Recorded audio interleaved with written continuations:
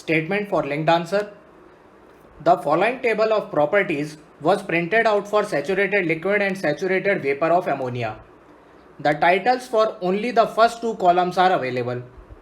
All that we know is that the other columns 3 to 8, contains common data, specific properties, namely internal energy, enthalpy and entropy.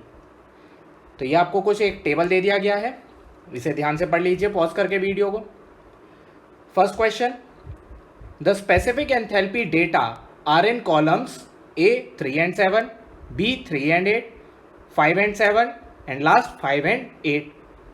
ठीक है, तो अपने values को ध्यान से पढ़ लीजिए. हम क्या पढ़ेंगे, सिर्फ पहली वैल्यूज़ ही पढ़ते हैं. जैसे कि यहाँ पे हो गया -20 के लिए, ठीक है, 190 आपका क्या हो गया, सैचुरेशन प्रेशर. क्लियर है.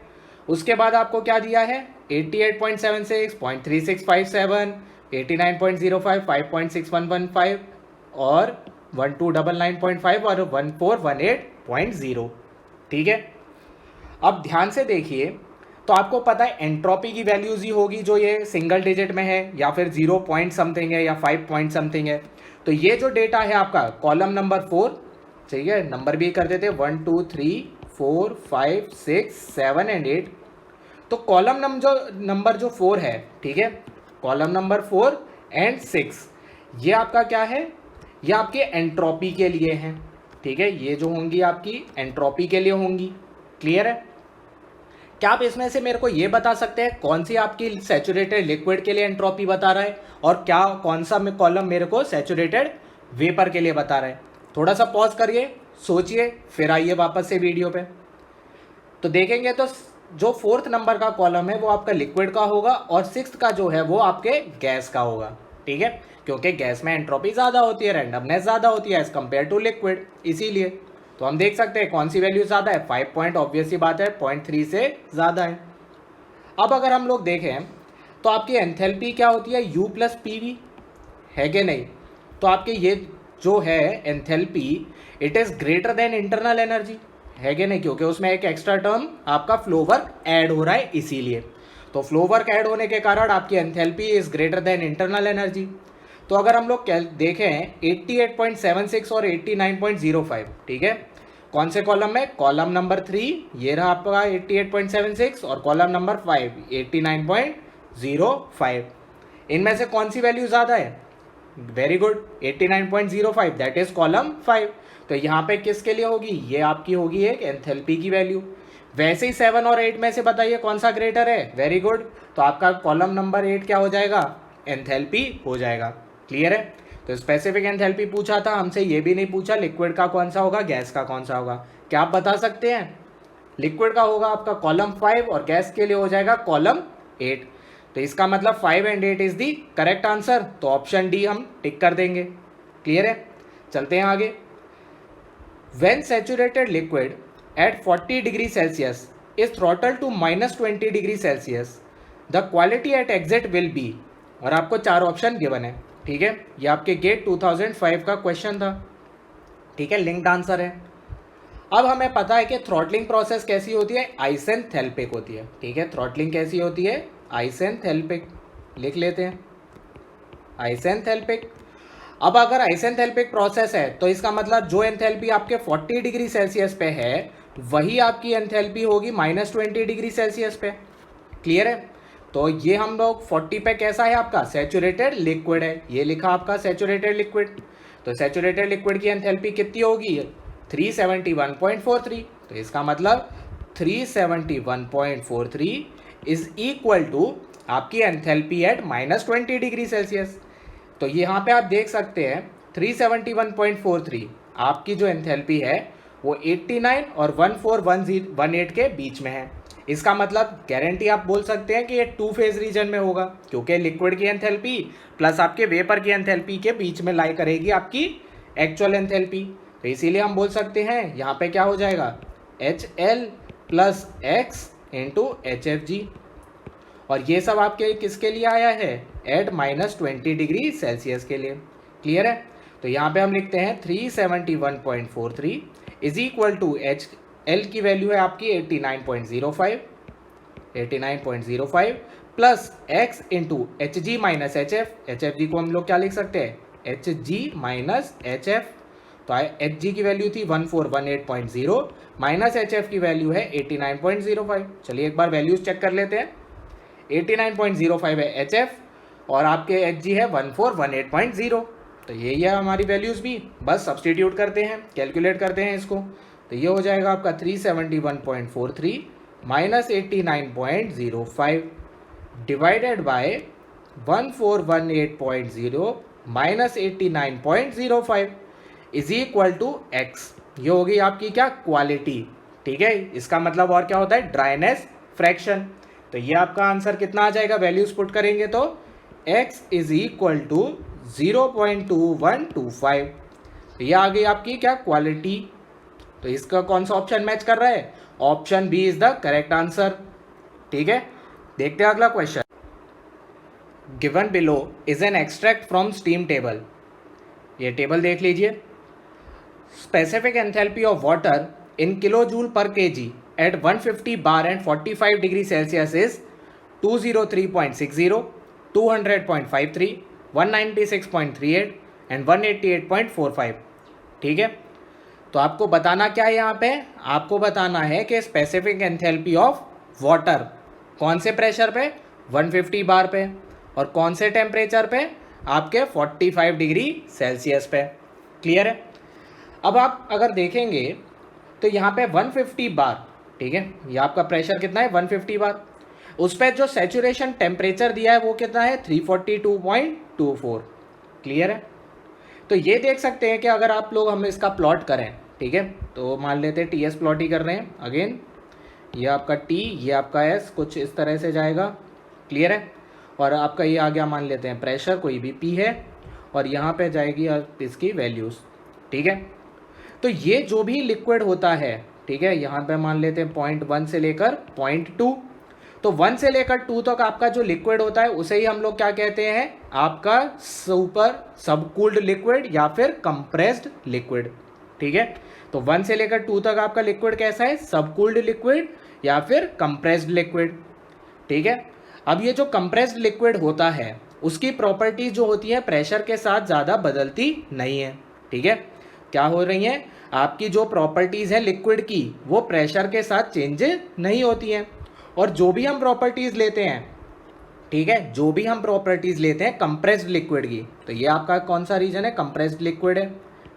क्लियर है, लिख दिया है आपका कंप्रेस्ड रीजन। ठीक है, तो यहाँ पे आपका ये कंप्रेस्ड लिक्विड जो है उसकी प्रॉपर्टीज़ प्रेशर के साथ चेंज नहीं हो रही ज़्यादा। तो हम लोग क्या करते हैं कि जो आपका टेम्परेचर होता है, अब 0.1 मान लेते हैं आपका 45 डिग्री सेल्सियस पे। ठीक है, तो ये जो आपका टेम्परेचर होता है, जिस भी गिवन टेम्परेचर पे आपका कंप्रेस्ड लिक्विड है, उसकी प्रॉपर्टीज़ हम उसी टेम्परेचर के अकॉर्डिंगली सेचुरेशन वाली प्रॉपर्टीज़ ले लेते हैं। फॉर एग्जाम्पल कि अगर आप लोगों से पूछा जाए 45 डिग्री पे, जैसे यहाँ पे पूछा है स्पेसिफिक एंथैल्पी क्या होगी, तो 45 डिग्री करस्पॉन्डिंग जो भी सेचुरेशन टेम्परेचर है उसके करस्पॉन्डिंग जो आपकी एंथैल्पी होगी वही एंथैल्पी हम लिक्विड के लिए लेंगे, वही आपके लिए स्पेसिफिक वॉल्यूम, आपके लिए एंट्रोपी वगैरह भी हो जाएंगी। तो इसका मतलब यहाँ पे आपके स्पेसिफिक एंथैल्पी पूछी है वाटर की, तो 45 डिग्री पे देखेंगे वाटर की सैचुरेटेड एंथैल्पी कितनी है, तो वो है आपकी 188.45। तो बस आपका ऑप्शन यही है, तो option D is the correct answer, that is 188.45। Next common data question. In the figure shown, the system is a pure substance keep in a piston cylinder arrangement. The system is initially a two-phase mixture containing 1 kg of liquid and 0.03 kg of vapor at a pressure of 100 kilopascal. Initially the piston rests on a stop as shown in the figure. A pressure of 200 kilopascal is required to exactly balance the weight of the piston and the outside atmospheric pressure. Heat transfer takes place into the system until its volume increases by 50%. Heat transfer to the system occurs in such a way that the piston, when allowed to move, does so in a very slow process. The thermal reservoir from which heat is transferred to the system is at a temperature of 400 degrees Celsius. Average temperature of the system boundary can be taken as 175 degree Celsius. Heat transfer to the system is 1 kilojoule, during which its entropy increases by 10 joule per Kelvin. यह आपको figure दे रखा है और साथ में आपको table भी दे रखा है, where Vf is the specific volume of fluid and Vg is the specific volume of vapor. ठीक है, और साथ में आपको सैचुरेशन टेम्परेचर भी दे रखे हैं. और आपसे क्वेश्चन अब यहाँ पे शुरू हो रहा है. At the end of the process which one of the following situations will be true? A. Superheated vapor will be left in the system. B. No vapor will be left in the system. C. A liquid plus vapor mixture will be left in the system. And D. The mixture will exist at a dry saturate vapor state. Video को pause करिए, पहले question को लिख लीजिए कहीं पे. Clear है? अब चलते हैं हम वापस से मेन जो भी हमें इंफॉर्मेशन दी है उसको समझते हैं. तो सबसे पहले तो आपको क्या दिया है, यहाँ पे एक पिस्टन सिलेंडर अरेंजमेंट दे दिया गया है जिसमें बोला है कि आपके पास क्या है, 2 फेज मिक्सचर है. यहाँ पे अगर हम लोग फिगर में देखें, ठीक है, अब इसी फिगर में हम लोग थोड़ी सी छेड़खानी करते हैं. यहाँ पे आपका जो लिक्विड है वो कितना है, 1 kg, और जो वेपर है वो कितना है, 0.03 kg. ठीक है, तो आपका टोटल मास कितना हो गया, मास ऑफ द सिस्टम बोल देते हैं MS is equal to 1 + 0.03 is equal to 1.03 kg. Clear है? तो ये आपका हो गया. सबसे पहले तो नीचे इन्फॉर्मेशन लिख लेते हैं हम लोग जहाँ पे भी चाहिए होगी. 3 क्वेश्चन है बैक टू बैक. तो ये आपका मास, टोटल मास कितना हो गया, mass of liquid plus mass of vapour is equal to 1.03 kg. Clear है? कहीं से लीकेज नहीं हो रही, तो फाइनल मास भी आपका क्या रहेगा, सेम ही रहेगा. तो ये ध्यान रखिएगा, इसमें मास बिल्कुल भी चेंज नहीं हो रहा है. ठीक है, अब दूसरी बात हम लोग फाइंड करते हैं अपना ड्राइनेस फ्रैक्शन एट स्टेट 1. ठीक है, तो हम लोग लिख लेते हैं इनिशियली, तो ये आ गया आपका इनिशियली ड्राइनेस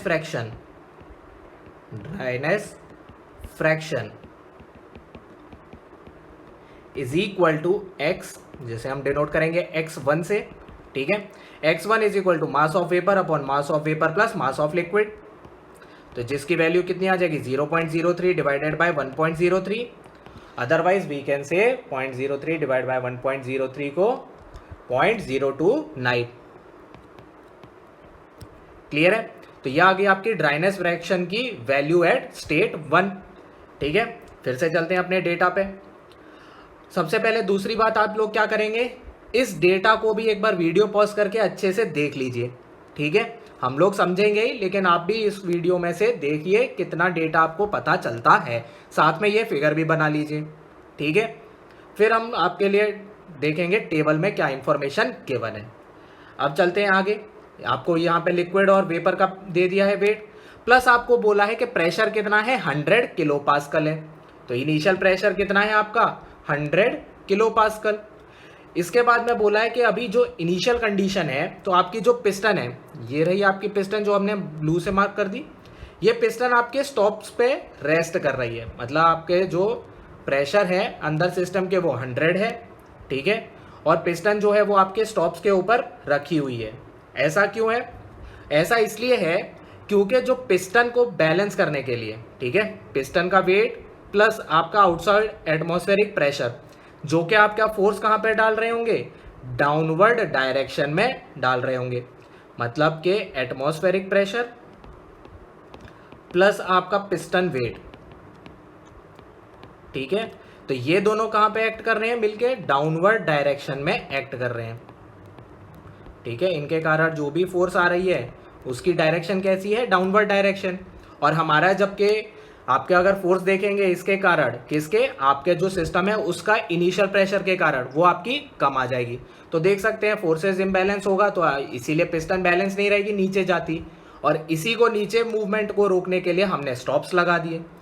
वही स्टॉप्स के ऊपर आपकी अभी पिस्टन रखी हुई है. क्लियर है? तो ये आपका एक 200 kPa भी दे दिया है, जो कि किसके बराबर है, आपके आउटसाइड एटमॉस्फेरिक प्रेशर एंड आपके पिस्टन के वेट के बराबर. क्लियर है? चलिए आगे देखते हैं. इसके बाद हम लोग क्या कर रहे हैं कि आपकी हीट ट्रांसफर कर रहे हैं. चलिए मान लेते हैं ये आपकी हीट ट्रांसफर आ गई. ठीक है, अब हीट ट्रांसफर हमने ऐसे किया कि आपकी जो पिस्टन है, ठीक है, या फिर हमारा जो सिस्टम है उसका वॉल्यूम इंक्रीज हो गया 50% तक, ठीक है। तो वॉल्यूम इंक्रीज कितना हो गया 50% से। तो इसका हम छोटा सा दूसरा फिगर भी बना लेते हैं। तो ये आपका मान लेते हैं यही पिस्टन सिलेंडर अरेंजमेंट है, यहाँ पे आपके स्टॉप थे। आपकी इनिशियल पोजीशन तो देख सकते हैं, फाइनल पोजीशन कहाँ पे हो जाएगी, कहीं इधर पे। तो ये जो वॉल्यूम है, ठीक है, ये जो वॉल्यूम है यही आपका फाइनल वॉल्यूम है V2, और ये इनिशियल वॉल्यूम है V1। और V2 और V1 के बीच में रिलेशन क्या है, V2 is equal to 1.5 times of V1, क्योंकि 50% इंक्रीज हो गया। तो यहाँ पे उसने लिखा हुआ है कि 50% इंक्रीज करके फाइनल वॉल्यूम कितना हो जाएगा, 1.5 टाइम्स ऑफ V1। तो इसको भी हम इंफॉर्मेशन को लिख लेते हैं, जो भी इंफॉर्मेशन मिल रही है। सो V2 is equal to 1.5 V1, ठीक है। एंड आपका जो प्रेशर, ठीक है, pressure due to piston weight plus आपका atmospheric pressure is equal to 200 kilopascal. ये भी हमें इंफॉर्मेशन मिली थी ऊपर से। चलिए फिर देखते हैं और क्या इंफॉर्मेशन है। इसके बाद उन्होंने बोला कि आपकी जो पिस्टन का मूवमेंट हो रहा है वो बहुत ही स्लो हो रहा है, तो हम उसको एक रिवर्सिबल प्रोसेस भी मान सकते हैं। तो यहाँ पे उसने क्वाजी स्टैटिक या क्वाजी इक्विलिब्रियम भी कह दिया है। उसके बाद उन्होंने बोला है कि जो आपका थर्मल रिजर्वॉयर है उसका टेम्परेचर कितना है 400, और जो आपकी सिस्टम की बाउंड्री है जिससे हीट इंटरेक्शन हो रहा है उसका टेम्परेचर कितना है आपका 175 डिग्री सेल्सियस। और इस हीट इंटरेक्शन के कारण, ठीक है, कितनी हीट ट्रांसफर की है हमने, 1 किलो जूल हीट ट्रांसफर हुई है, कहां से, आपके रिजर्वॉयर से सिस्टम में। और आपके कितनी एंट्रोपी इंक्रीज हो गई सिस्टम की, 10 जूल पर केल्विन, ठीक है। तो ये आपके सिस्टम की एंट्रोपी इंक्रीज हो गई। तो सबसे पहले हम ये भी लिख लेते हैं हीट ट्रांसफर। तो ये आ गया आपका heat transfer is equal to 1 kilo joule and delta S of system की एंट्रोपी इंक्रीज कितनी है, 10 जूल पर केल्विन। ये इंफॉर्मेशन हमारे काम की है जो हमने लिख ली है, ठीक है। अब चलते हैं फिर से फर्स्ट क्वेश्चन पे। At the end of process which one of the following situation will be true. आपसे ये पूछा है कि स्टेट कैसा होगा, सैचुरेटेड वेपर या सैचुरेटेड लिक्विड या फिर आपका सुपर हीटेड वेपर या फिर टू फेज रीजन में, ठीक है। तो इसके लिए हमें क्या चेक करना पड़ेगा कि जो आपका फाइनल स्पेसिफिक वॉल्यूम, मतलब कि जहां पे पिस्टन ऊपर आपकी रुकी हुई है, मतलब कि इस कंडीशन में जो आपकी पिस्टन है, ये जो आपका स्पेसिफिक वॉल्यूम आएगा V2 का स्पेसिफिक वॉल्यूम, इसको हम लोग चेक करेंगे आपके initial specific volume of gas and volume of fluid से, ठीक है। तो आपको पता चलेगा कि स्टेट कैसा है। क्लियर है। चलिए देखते हैं अब इनको। अब यहाँ पे आप लोग पहले डेटा भी नोट कर लीजिए। ये रहा आपके पास डेटा जो भी गिवन है, ठीक है।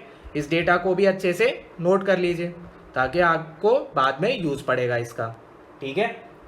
तो अब देखते हैं इसको कैसे सॉल्व करेंगे। तो सबसे पहले तो हमें इनिशियल ही निकालना पड़ेगा। तो इनिशियल निकालते हैं आपका क्या, स्पेसिफिक वॉल्यूम। आपको क्या क्या गिवन है, आपको गिवन है कि भाई जो भी आपके पास ड्राइनेस फ्रैक्शन है वो गिवन है, प्लस आपके पास VF और VG भी गिवन है 100 किलो पास्कल पे।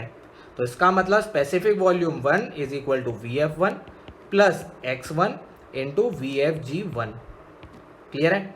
इसको हम लोग निकालते हैं value. So V1 is equal to VF1, आपकी VF की वैल्यू है 0.001 और आपके X1 की वैल्यू हम पहले ही निकाल चुके हैं कितनी, 0.029 इंटू VG की वैल्यू कितनी है आपकी 0.1 माइनस 0.001।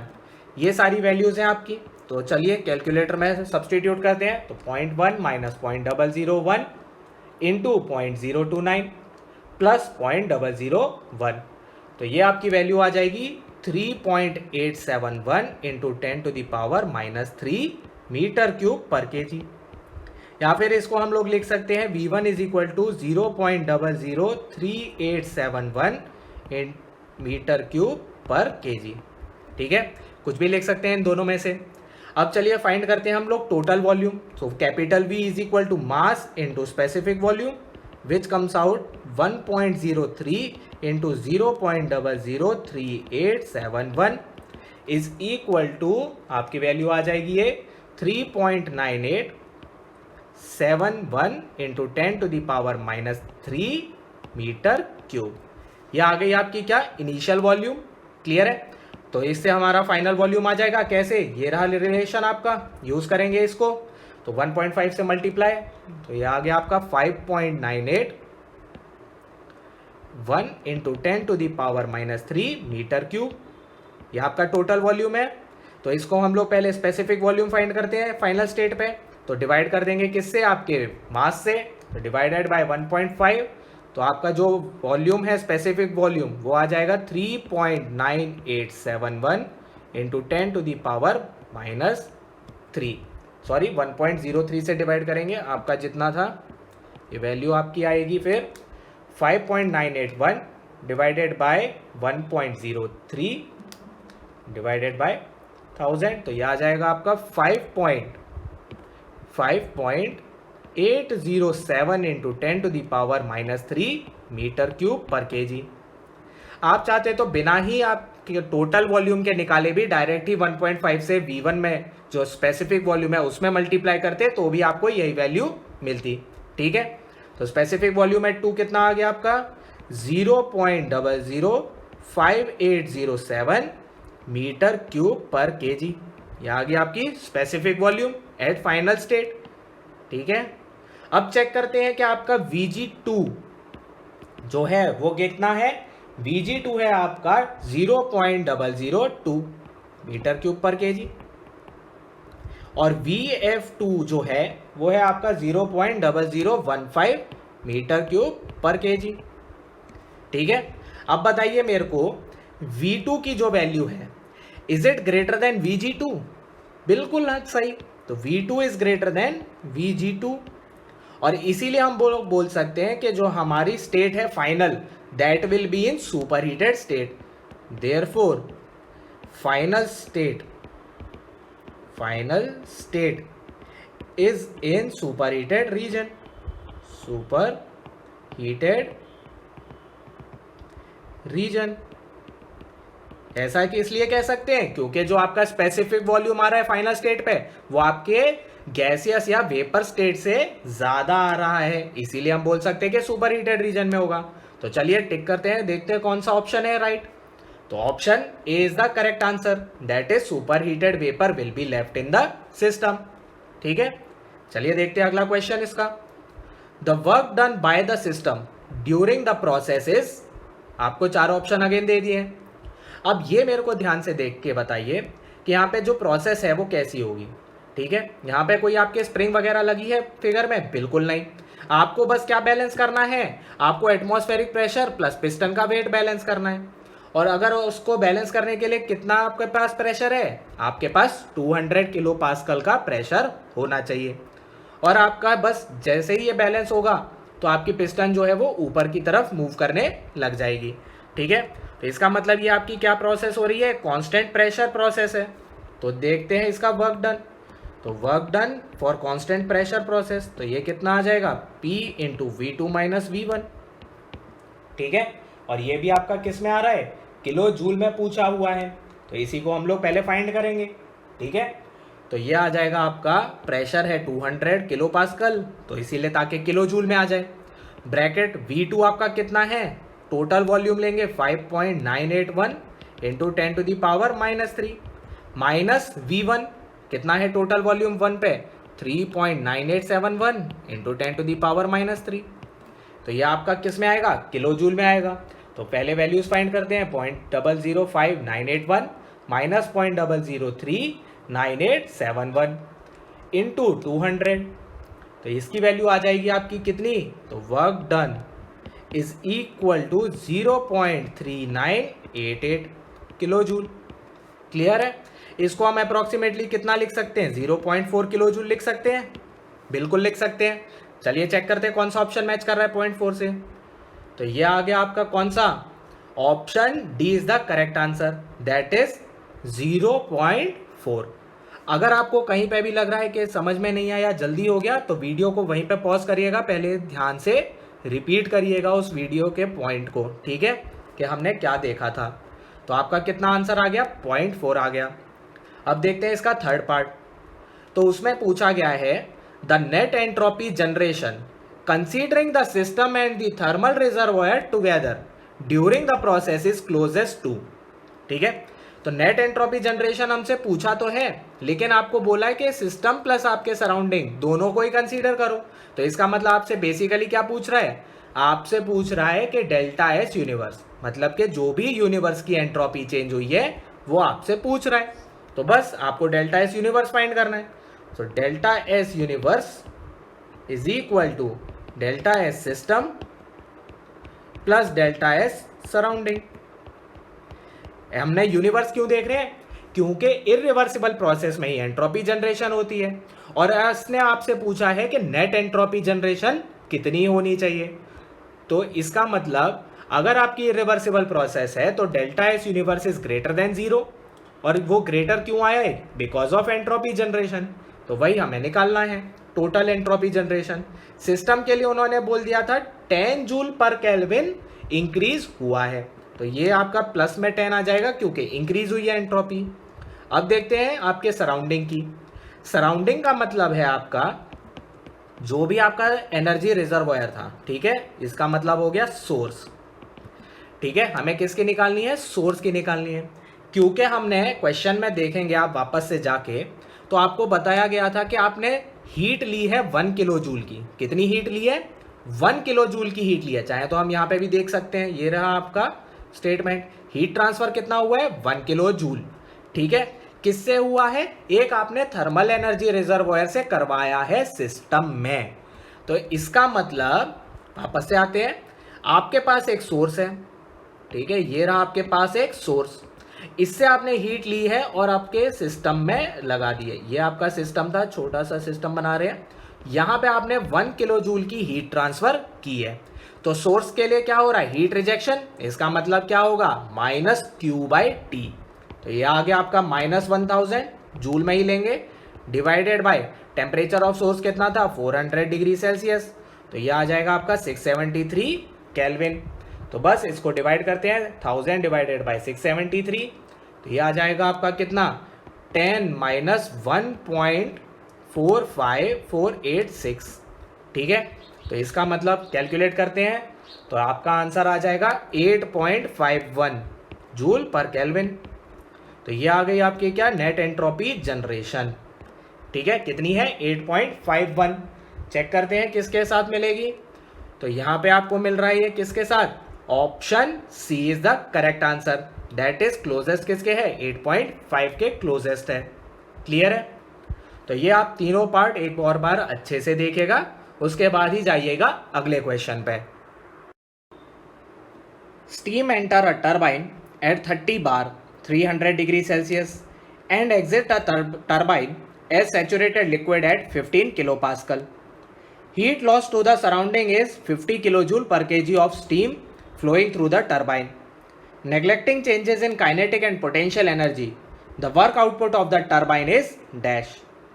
हालांकि ये क्वेश्चन आपके प्रॉपर्टीज ऑफ प्योर सब्सटेंस में नहीं आना चाहिए था, ये फर्स्ट लॉ में था, लेकिन वहाँ मिस हो गया था तो हमने यहाँ इंक्लूड कर दिया है, ठीक है। तो अगर आप क्या यूज़ करेंगे इसमें, आपकी टर्बाइन कैसी है, एक ओपन सिस्टम है, तो बस स्टेडी फ्लो एनर्जी इक्वेशन लगाएंगे, SFEE। तो लगाते हैं H1 + V1²/2 + Z1G + Q = H2 + V2²/2 + Z2G + W।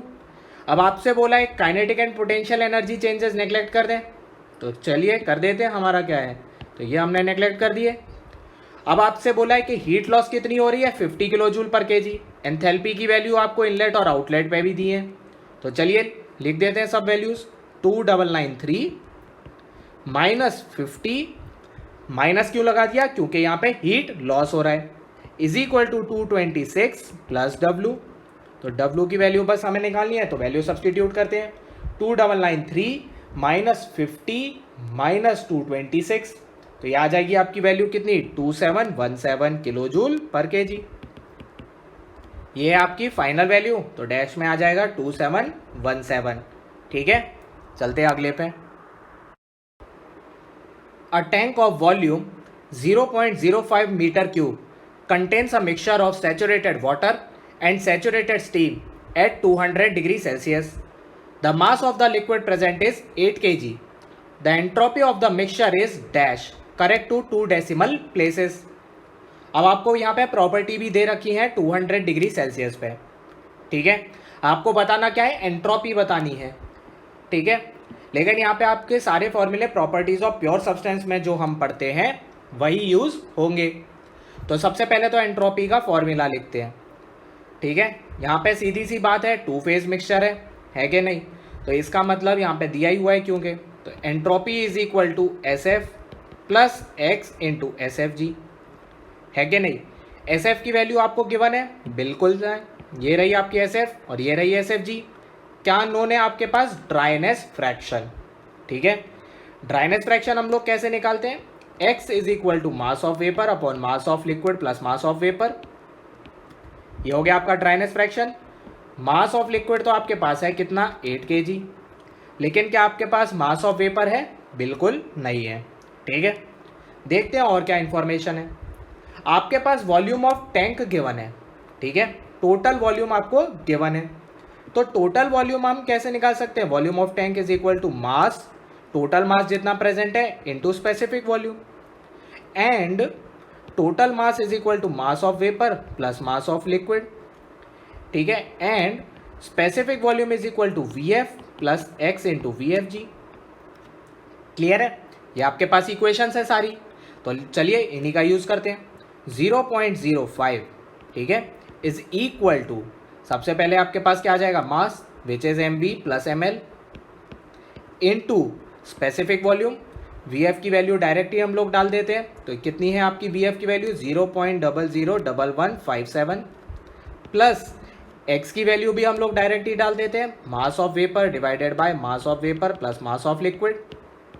ठीक है, इनटू क्या आ जाएगी आपके पास, डायरेक्ट आ जाएगा हमारे पास वी एफ जी, मतलब 0.12736 माइनस 0.001157. क्लियर है, तो इसमें सबसे पहले तो हम थोड़ी सी इक्वेशन को भी सॉल्व करने की कोशिश करते हैं. तो ये आपका हो जाएगा 0.05 divided by M V plus M L is equal to 0.001157 into M V plus M L. ठीक है, प्लस एम वी, चलिए पहले इसको भी यहाँ पे एलसीएम नहीं लेते हैं, थोड़ा अलग तरीके से करेंगे, प्लस पहले हम लोग निकाल लेते हैं M V divided by M V plus M L into आपकी वैल्यू निकालते हैं 0.12736 माइनस 0.001157, आपकी वैल्यू आ जाएगी 0.1262. ठीक है, तो ये आपकी वैल्यू आ गई. इसको ले जाते हैं हम लेफ्ट हैंड साइड, यहाँ पे आपका क्या आ जाएगा, 1 divided by M V plus M L into 0.05 minus 0.1262 into M V is equal to 0.001157. ठीक है, इक्वेशन देख सकते हैं काफ़ी सिंपल हो गई है. तो यहाँ पे आ जाएगा 0.05 minus 0.1262 M V is equal to 0.001157 M V plus आपका 8 इंटू 0.001157. हमने मास ऑफ लिक्विड की वैल्यू लिख ली. ठीक है, कहाँ पे दी है आपको, यहाँ पे आपको गिवन है मास of liquid present is 8 kg, तो वही हमने सब्सटीट्यूट कर लिया. तो चलिए फाइंड करते हैं इसको. तो 0.001157 plus 0.1262 whole into M B is equal to 0.05 minus आपकी, चलिए इसकी वैल्यू फाइंड करते हैं, 0.001157 इंटू 8 विच कम्स आउट 0.00926. ठीक है, तो यही हम लोग फाइंड करते हैं 0.05 minus of 0.00926 which comes out 0.04074. ठीक है, तो mass of vapour is equal to हमारा आ जाएगा, डिवाइड कर देते हैं. ठीक है, तो 0.001157 प्लस 0.1262, तो वैल्यू आ रही है आपकी 0.12736. तो मास ऑफ वेपर अल्टीमेटली आपका आ जाएगा 0.04074 डिवाइडेड बाय 0.1274, तो ये आ जाएगा आपका 0.31999. तो इसको हम लोग लिख सकते हैं mass of vapour is equal to 0.32। ठीक है, इसके आसपास हम लोग राउंड ऑफ करके लिख सकते हैं। अब चलिए फाइंड करेंगे हम लोग किसकी वैल्यू, आपके एंट्रोपी की वैल्यू। तो एंट्रोपी सबसे पहले ड्राइनेस फ्रैक्शन निकाल लेते हैं, x is equal to 0.32 divided by 0.32 plus 8। तो इसकी वैल्यू निकालते हैं पहले तो ये आ जाएगा 0.32 डिवाइडेड बाई 0.32 प्लस 8। तो ये आपकी वैल्यू आ रही है कितनी, 0.03846। ये आ गई आपकी किसकी वैल्यू, ड्राइनेस फ्रैक्शन की वैल्यू। तो चलिए एंट्रोपी में वैल्यूज पुट करते हैं। तो सबसे पहले आपको SF, चलिए फिर से फॉर्मूला लिख लेते हैं, SF plus X into SFG। यहाँ पे आपके वैल्यूज कौन सी गिवन है, S आपको निकालना है, एंट्रोपी ऑफ लिक्विड कितनी है आपकी 2.3309। ठीक है, चाहे तो आप ऊपर जाके पीछे से थोड़ा वीडियो को करके भी देख सकते हैं, प्लस 0.03846 इंटू SFG जो कि आपको डायरेक्टली गिवन है विच इज 4.1014। ठीक है, तो यह आपकी वैल्यूज बस सब्सटीट्यूट करना है, 4.1014 इंटू 0.03846 प्लस 2.3309। तो यह आपकी वैल्यू आ रही है एंट्रोपी की कितनी, 2.4886। ठीक है, किलो जूल आपकी आ जाएगी पर केजी केल्विन। ठीक है, अब हमें कहाँ तक चाहिए था, 2 डेसिमल प्लेसेस तक। तो इसका मतलब हम इसे कितना लिख सकते हैं, 2.49 किलो जूल पर केजी केल्विन। ये है आपका फाइनल आंसर। ठीक है,